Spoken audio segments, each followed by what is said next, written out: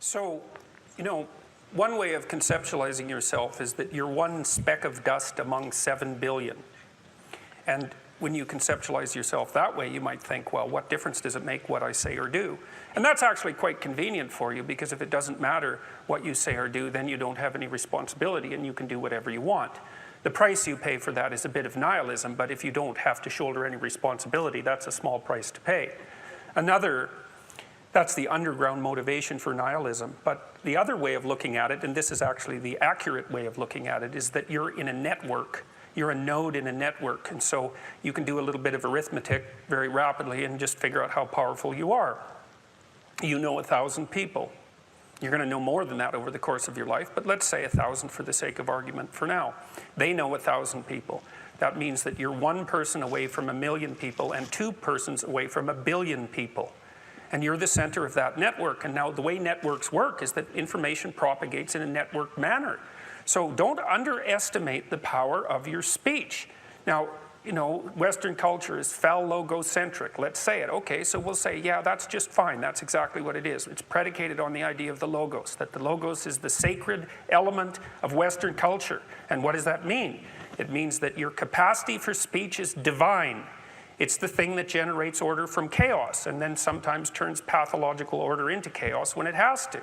Don't underestimate the power of truth. There's nothing more powerful.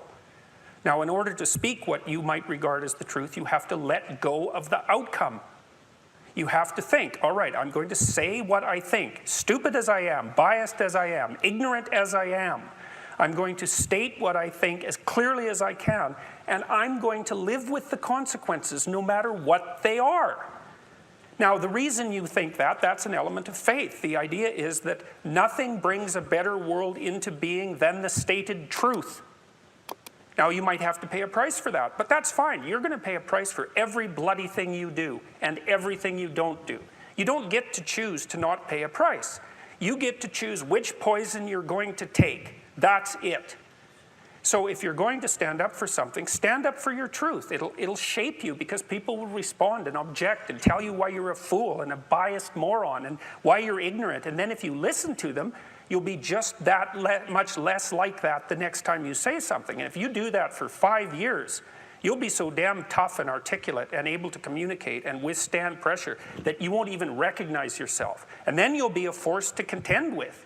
And you don't get to wait until, because I get letters like Gad Saad gets all the time too, from faculty members in particular, and they say, well, you know, when I get tenure, it's like, then they think, well, when I'm an associate professor, and then they think, well, when I'm a full professor. It's like, if you're a professor already, you're like the most protected person in the history of the planet, you know, and you need, well, okay, but one of the things that indicates is that it's almost impossible to provide people with enough protection so that they feel safe to speak. Okay, so we'll address that directly. It is not safe to speak, and it never will be.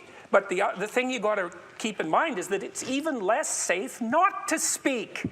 Right? It's a balance of risks. It's like you want to pay the price for being who you are and stating your mode of being in the world, or do you want to pay the price for being a bloody serf, one that's enslaved him or herself? Well, that's a major price, man. That thing unfolds over decades, and you'll just be a miserable worm at the end of about 20 years of that, right? No self-respect, no power, no ability to voice your opinions, nothing left but resentment because everyone's against you, because of course you've never stood up for yourself.